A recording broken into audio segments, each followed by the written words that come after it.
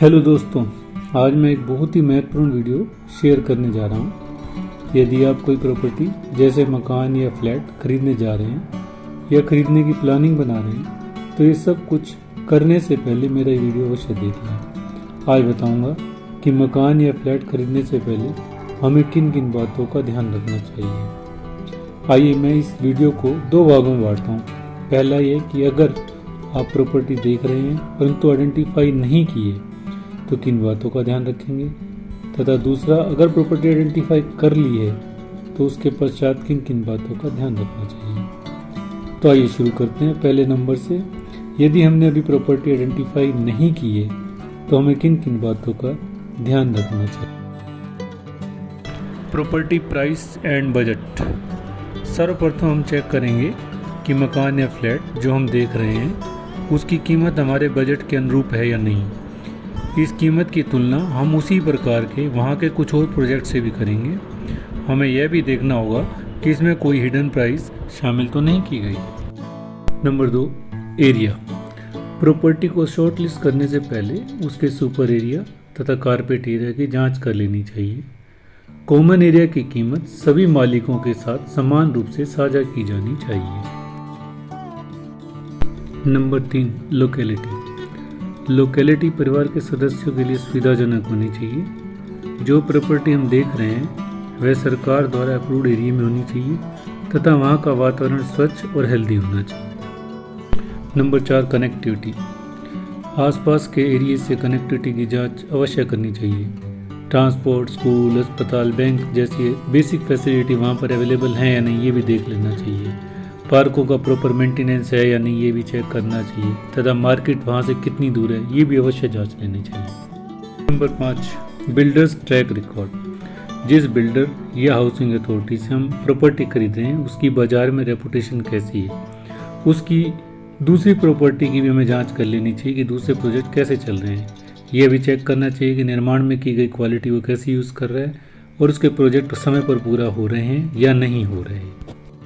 Number 6, resale value. ये अति आवश्यक है कि जो प्रॉपर्टी हम आज खरीद रहे हैं उसकी कीमत भविष्य में अवश्य बढ़नी चाहिए। अगर हम इसे भविष्य में बेचना चाहेंगे तो हमें अच्छी कीमत मिलेगी और आसानी से बिक भी जाएगी। Number 7, RERA compliance. ये भी अति आवश्यक है कि जो प्रॉपर्टी हम खरीद रहे हैं वह रेरा के नियमों के अनुसार बनाई गई है ताकि हम भविष्य में किसी भी प्रकार की कानूनी पेचीदगी से बचा जा सके। आइए अब हम चर्चा करते हैं कि प्रॉपर्टी को आइडेंटिफाई करने के पश्चात हमें किन किन बातों का ध्यान रखना चाहिए। Number 1, chain of property. Property खरीदने से पहले इससे पहले के ओरिजिनल डॉक्यूमेंट्स जैसे allotment letter, agreement to sale और सेल डीड की जांच अवश्य कर लेनी चाहिए। यह चेन ऑफ प्रॉपर्टी का एक हिस्सा है। Number 2, sale deed. पुराने वाली सभी ओरिजिनल सेल डीड की जांच करनी चाहिए। इसमें पिछले खरीदारों और विक्रेताओं का पूरा विवरण मिलता है। Number 3, allotment letter. यह बिल्डर या हाउसिंग अथॉरिटी द्वारा जारी किया गया एक महत्वपूर्ण दस्तावेज है। इसमें संपत्ति का विवरण और उसकी लागत का वर्णन किया होता है। अलॉटमेंट लेटर या री अलॉटमेंट लेटर हमेशा सेलर के नाम से होना चाहिए। Number 4, agreement to sale. Property की बिक्री की प्रक्रिया में यह एक महत्वपूर्ण दस्तावेज है। एग्रीमेंट टू सेल में बिक्री के विवरण, नियम व शर्तें, संपत्ति की लागत, भुगतान व रजिस्ट्री की तारीख तथा खरीदार और विक्रेता की जिम्मेदारी का वर्णन किया जाता है। एग्रीमेंट टू सेल के आधार पर ही भविष्य में सेल डीड निष्पादित की जाती है। Number 5, possession letter. यह पत्र बिल्डर द्वारा खरीदार को उसकी प्रॉपर्टी के कब्जे की तारीख बताते हुए जारी किया जाता है। कब्जा तो खरीदार के पास हो जाता है परंतु वह अभी कानूनी रूप से मालिक नहीं बनता। Number 6, payment receipts.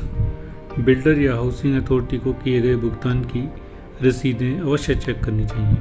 हालांकि कुछ मामलों में भुगतान का पूरा विवरण एग्रीमेंट टू सेल में भी होता है। Number 7, non encumbrance certificate.